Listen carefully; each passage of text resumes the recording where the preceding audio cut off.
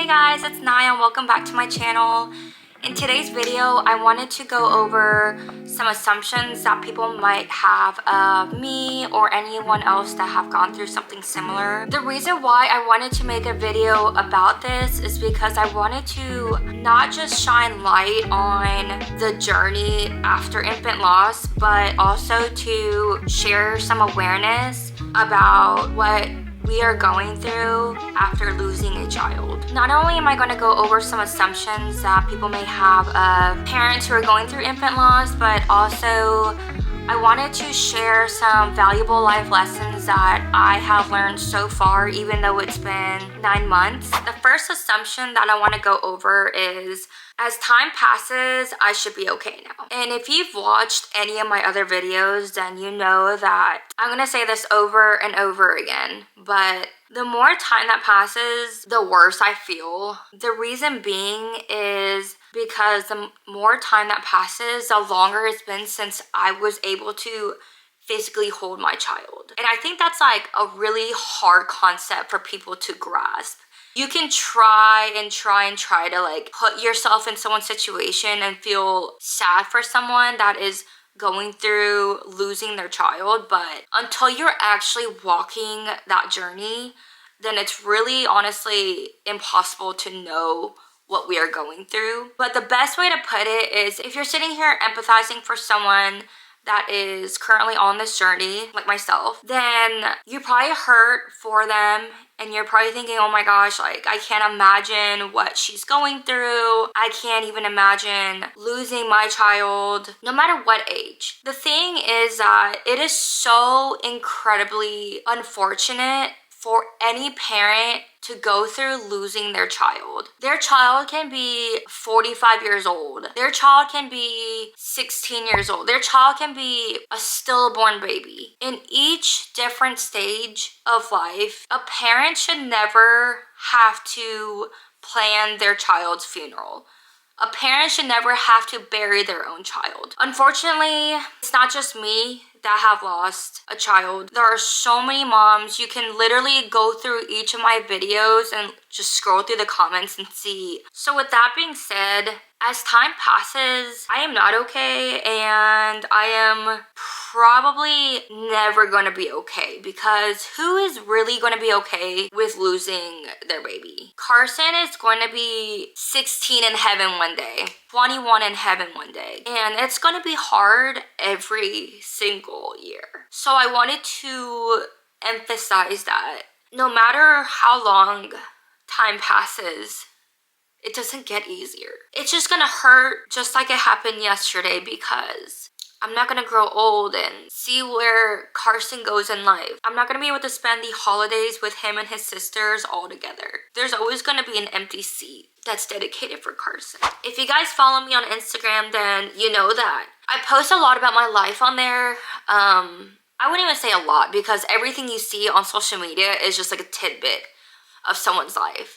But I do post a lot of like my cooking videos, like what I make for dinner, what I make for breakfast, what I drink before I go to the gym, some gym photos or videos, some little tidbits of my day with my girls. So that leads me to say that because I post happy stuff does not mean that I'm not grieving Carson. I just want to make that clear, because parents who are grieving the loss of their child, they should be allowed to still smile, have happy days, and overall just have a good day without feeling guilty. And honestly, that's taken me months to come to realization that I am allowed to smile and laugh and make beautiful memories with my girls, even without Carson. The first several months that Carson was in heaven, it was really hard for me to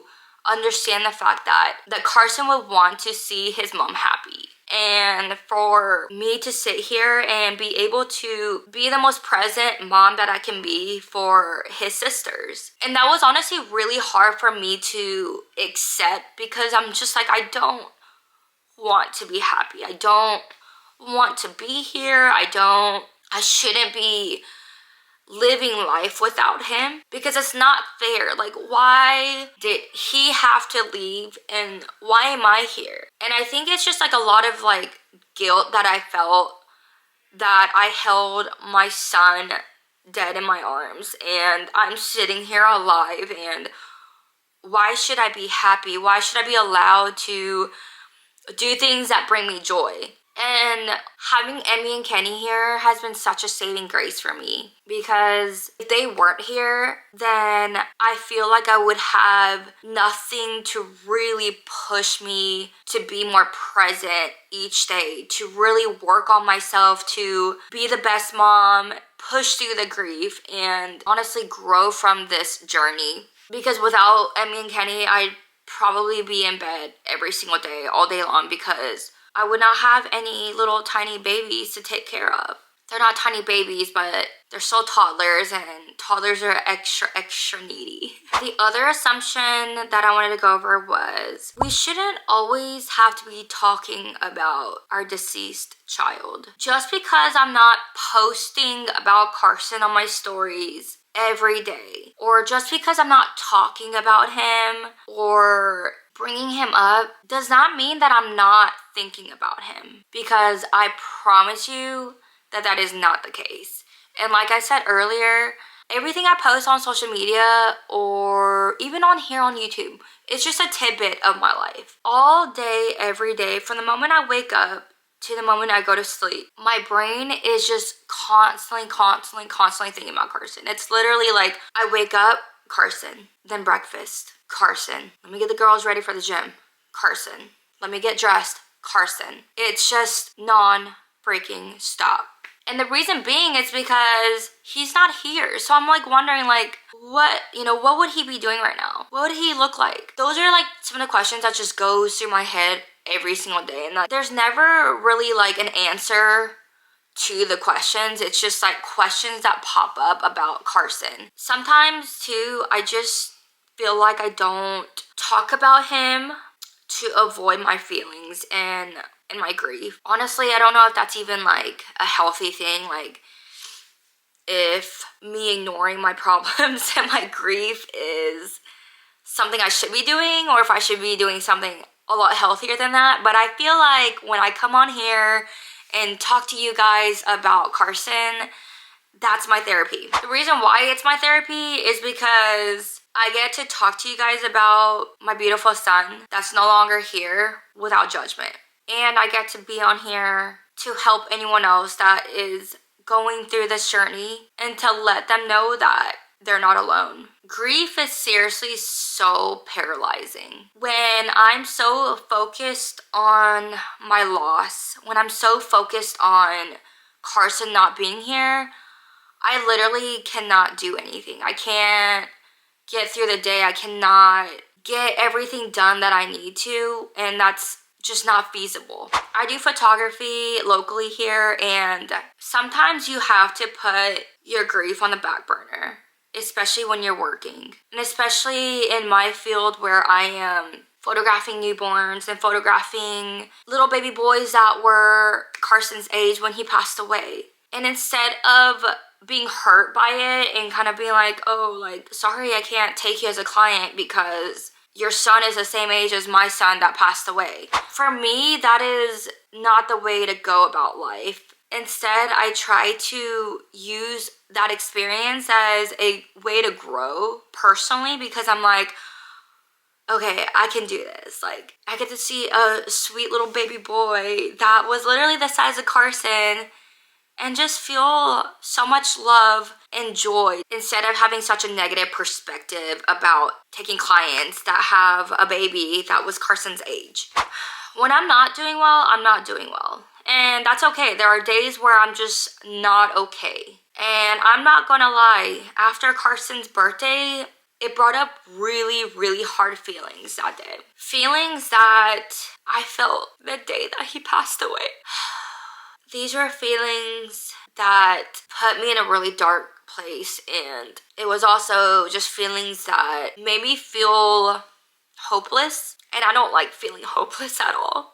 I'm like super type A, so I like to have things very organized, planned, and on top of my life. And after losing Carson, it's really humbled me, like put me in my place and helped me take life as it comes instead of feeling like I need to have everything exactly the way Nyan wants it. So this past week, it was really hard getting out of that black hole that I was in because I felt paralyzed again, like really being in the motions of doing things, but like mentally I wasn't there. I was drinking one too many drinks. I was trying to numb my grief and trying to numb these horrible feelings that I had again, and I recognized it. But one thing that I want everyone to know is that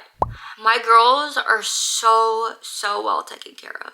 And that's another assumption that people may have is if you're grieving the loss of your child, how are you taking care of your kids? And I have an answer for that. It's because motherhood is so strong. For me, I feel like moms have this superpower. Even though I'm grieving the loss of my 11-week-old baby, there's nothing more in this life that brings me joy than the children that I have here. When Carson was here, my heart was so full. I don't think I've ever felt so much fullness, so much completeness. Like, is that even a word? Everything made sense. You know when the math is not mathin'? My math was mathin' when Carson was here. I had my 2 girls. I had my first son, the little boy that completed my family. Being a mom means that no matter what you're going through personally or physically, you're always going to take care of your kids.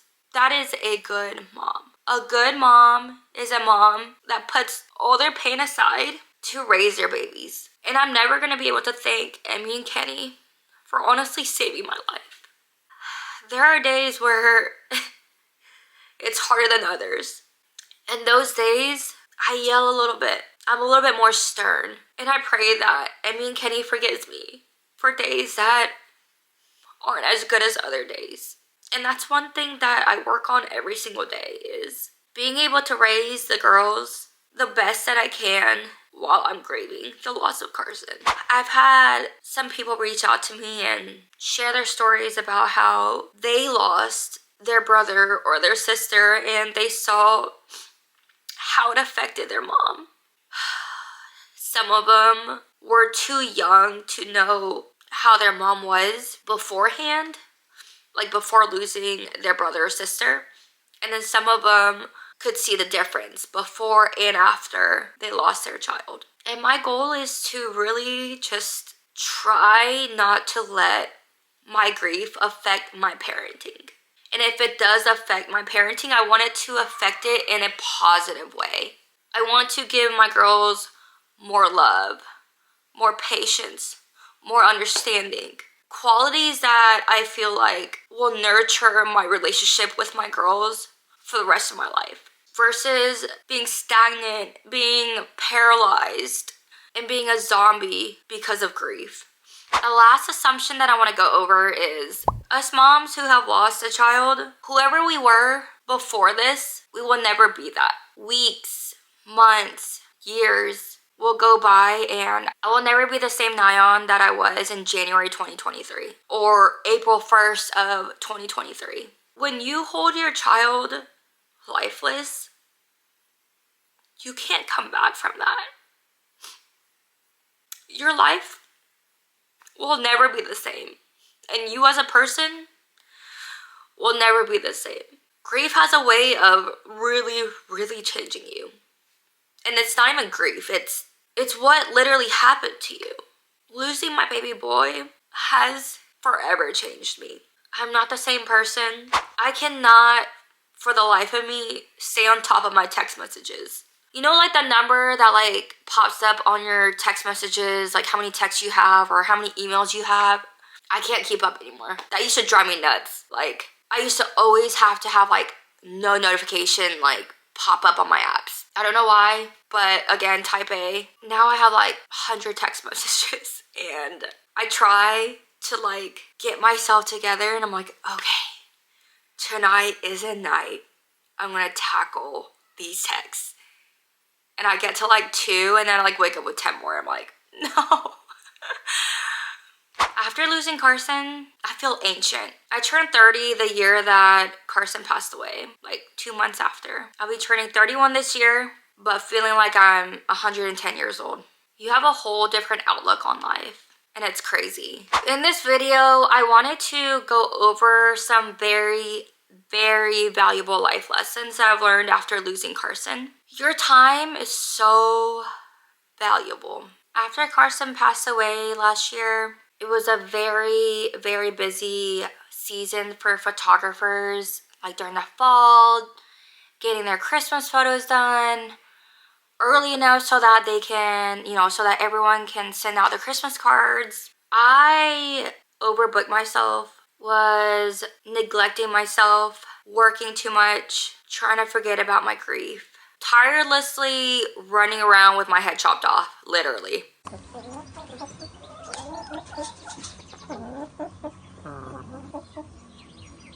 And this year, as cliche as it sounds, my New Year's resolution this year was to really value my own time. Value not only my time, but also me as a person. Give myself grace. And I hate using Carson's death as an excuse for anything that I'm lacking in life, friendship, anything like that. But I seriously do need to give myself grace. And my friends always tell me that. This past year, I've also lost several friends. It's crazy how friendships become affected after you lose a child. My entire life, I honestly did not have any issues with friendships because I was such a huge people pleaser. Like, I was a yes man. Even if I was tired, I was always there doing whatever I needed to make sure that my friends were happy and satisfied. But after I lost Carson, I didn't have the extra energy or the extra part of me to give. And so naturally, you start losing friends. You become triggered by things that you never thought you would be. You start needing more time to yourself than you ever needed. And that was me. There are days that I don't want to text anyone. There are days where I don't want to communicate with anyone. There are days where I just want to post about my day and then go to sleep. I don't want any human interaction because I get it so much from my kids that I'm like so overstimulated that I literally just like don't want to worry or talk to anyone else and just go straight to bed. This year I decided I really need to stop worrying about unnecessary things because honestly it is so draining and exhausting, and I'm already drained and exhausted from grieving every single day that I don't have the extra energy to just waste. Another valuable life lesson that I've learned after losing Carson is that I'm in control over what I do with my thoughts. I don't even want to say that I'm in control over what thoughts that I do have because they're just going to come and go as they please. But I am in control over what I do with it. Am I going to sulk all day? Am I going to choose to just lay in bed and cry all day? Or am I going to choose to conquer this day, to let myself grieve and then get back up? And that's what I've been working on for months now. I got a gym membership at a local gym here. I say local and I still have to drive 30 minutes to town to go to the gym, but going to the gym, working out used to be my passion.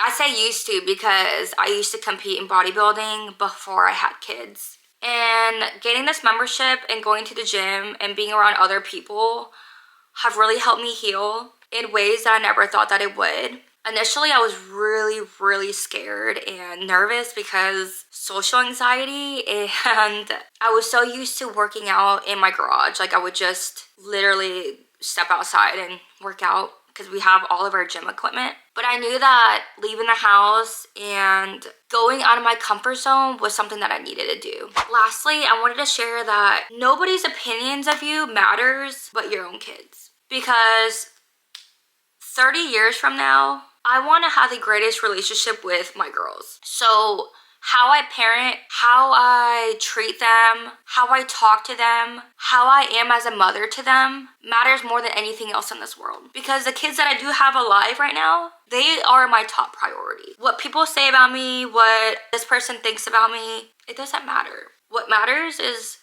what my kids think of me. When Emmy says, "Mommy, you're the best mommy," that is the greatest compliment. There's truly not a better compliment than when someone says you're an amazing mom. I have so much guilt for Carson's death. And I know it's not my fault, but I still have so much guilt because I just go back to the time that he was at the hospital, and I just wish that I could have done more.